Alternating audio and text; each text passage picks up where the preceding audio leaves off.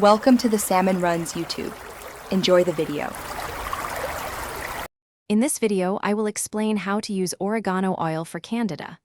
Oregano oil, particularly its active compound carvacrol, is known for its potent antifungal properties. When considering its use for Candida, it's crucial to understand proper application. This powerful oil can help manage yeast overgrowth, but safety and correct dilution are key to harnessing its benefits effectively. When using oregano oil, always dilute it with a carrier oil like coconut or olive oil.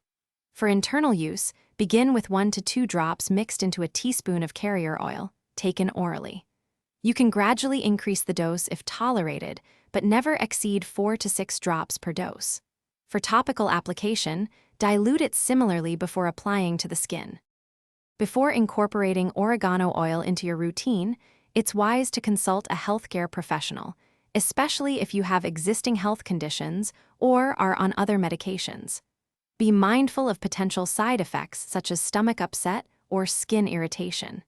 If you experience any discomfort, discontinue use. Pregnant or breastfeeding individuals should avoid oregano oil.